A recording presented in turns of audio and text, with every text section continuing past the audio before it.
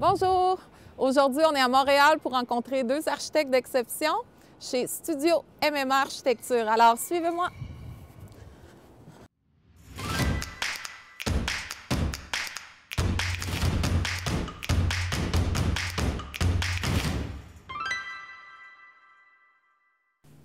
Bon matin, messieurs. Bonjour. Salut. Vous allez bien? Bien, merci. Merci beaucoup de nous recevoir ce matin dans vos bureaux. Alors, j'aimerais ça, messieurs, pour débuter, si vous pourriez vous présenter et parler un peu de votre travail.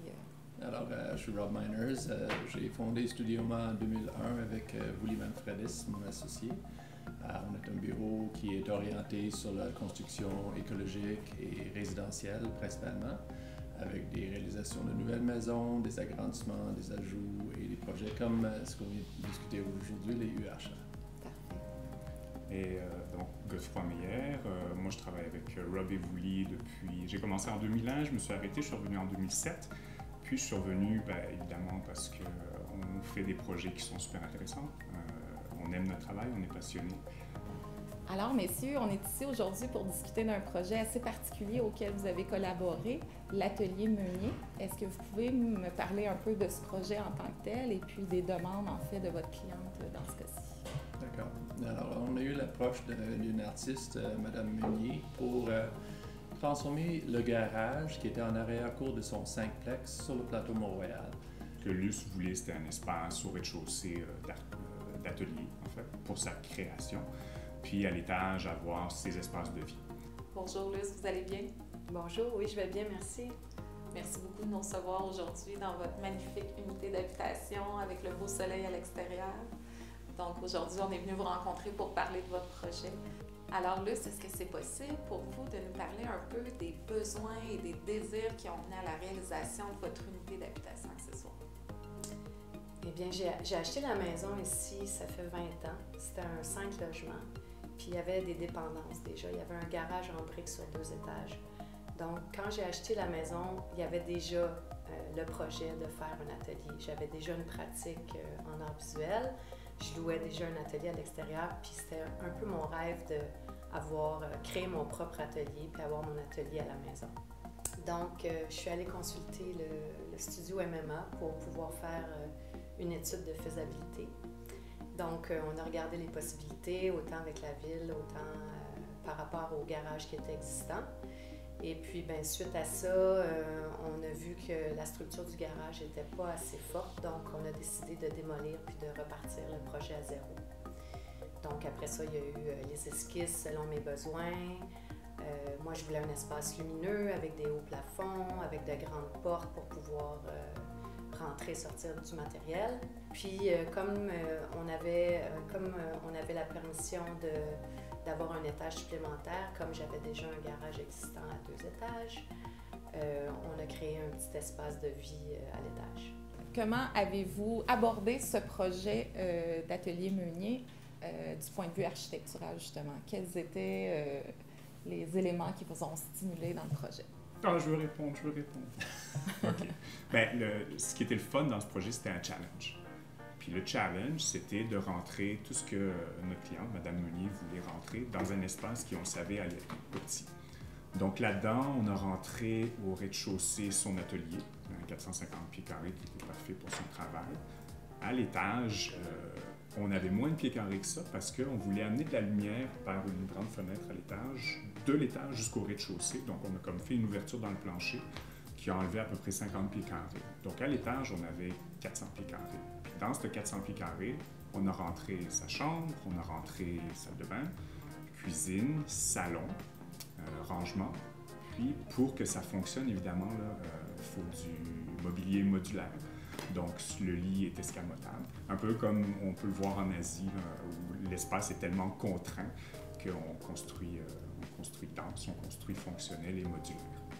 On a ici agrandi son espace en cherchant un grand balcon à l'extérieur qui donne un espace abrité à son atelier en bas, mais qui agrandit son espace visuel et psychologique à l'étage. Dans le milieu de l'habitation, on sait bien que les unités d'habitation accessoires se confrontent souvent à des embûches du point de vue des règlements d'urbanisme. Donc, dans le cas précis ici, comment ça s'est passé à ce niveau-là, puis comment vous avez dû adapter là, votre projet pour répondre aux exigences? en vigueur. On était contraints par les règlements de nos jours à la ville qui disaient qu'on a seulement le droit d'avoir un bâtiment sur le terrain. Alors, nécessairement, il a fallu qu'on fasse la construction de l'espace désiré par la cliente, mais avec une connexion au bâtiment principal. On a en fait abordé l'arrondissement sur la question justement là, des contraintes réglementaires qui empêchent le développement là, des UHA. Puis ce que la ville nous a dit, le représentant il était super enthousiaste, mais les réalités réglementaires de la ville découlent de contraintes comme si on a un bâtiment qui est directement en fonds propriété, puis que ça devient une propriété autonome, comment est-ce qu'on l'alimente en électricité? Comment est-ce qu'il se connecte à l'aqueduc? Des fois, il n'y a pas de ruelle. Donc, comment est-ce qu'on ferait juste pour accéder à un bâtiment qui serait sur une fond de cours sans ruelle? Donc, ce qu'on s'est fait dire, c'est qu'il faudrait qu'il y ait une volonté politique, une pression qui fasse en sorte que ça bouge dans ce sens-là. On voit qu'à Toronto, ils ont eu plus de pression immobilière que nous. Le monde cherche à vivre dans la ville, mais les revenus sont difficiles à avoir à Toronto. Mais ils ont commencé à permettre la construction de maisons sur la ruelle dans beaucoup de cas. Il y a eu beaucoup de développement. Nous, dans les revues d'architecture, on en voit beaucoup. Si l'installation de la nouvelle espace est faite d'une manière sensible, on arrive avec des très bonnes solutions, similaires à ce qu'on a fait pour Mme Lucie. Je pense qu'au niveau de la densification des quartiers, ça serait vraiment intéressant que la Ville de Montréal fasse preuve de plus de flexibilité. Moi, j'ai été témoin des améliorations dans mon quartier, en fait. Je veux dire, dans ma ruelle, tous les garages, tous les murs d'arrière-cour sont tagués. Moi, j'ai une belle maison, j'ai aucun graffiti sur ma maison. Tout l'effet sur mon voisinage, comme quoi, c'est agréable, toi tu t'occupes de la ruelle, tu plantes, on a fait une ruelle verte.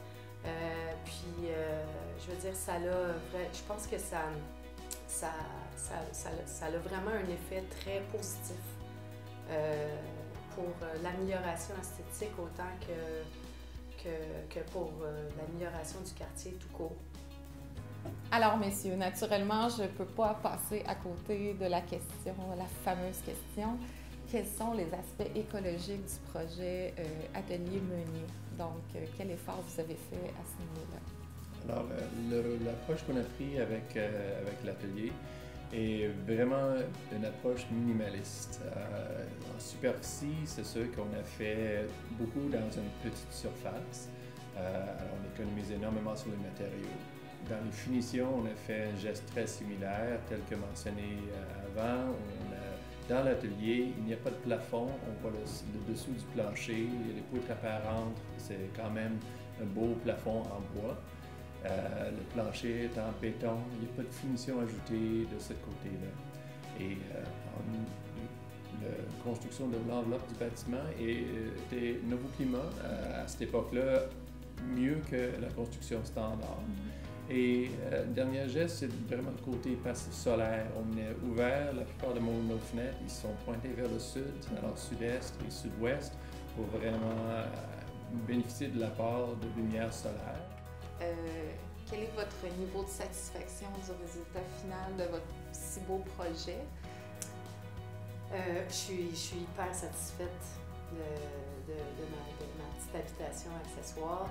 Je ne sais pas quel conseil je pourrais donner autrement que de faire affaire avec des architectes. C'est vraiment une très bonne option parce qu'avec la ville, ça facilite beaucoup de choses.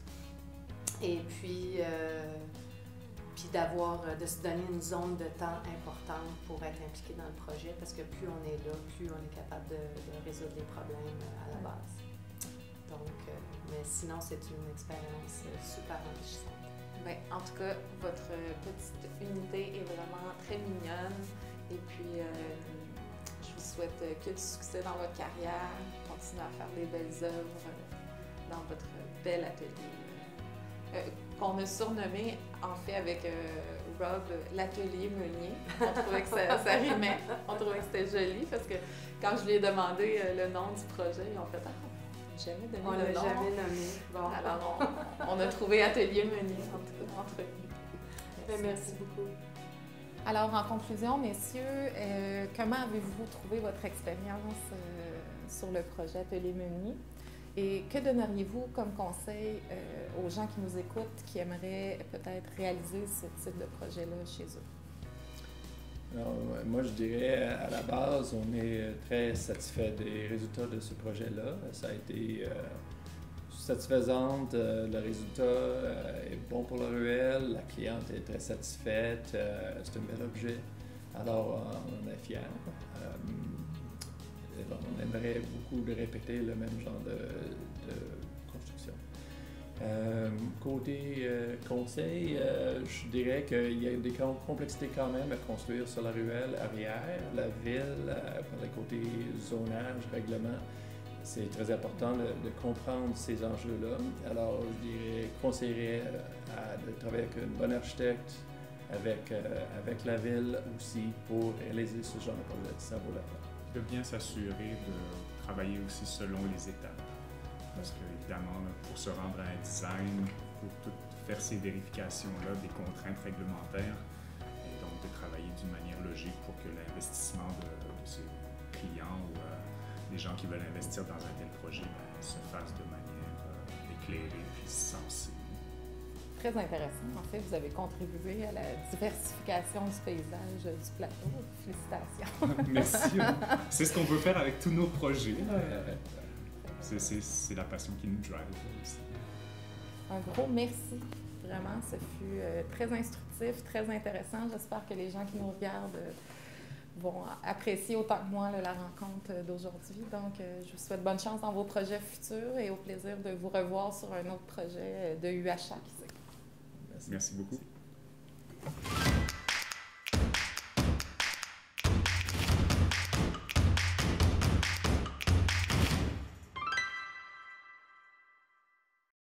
Les pièges municipaux. Les trappes. Les trappes.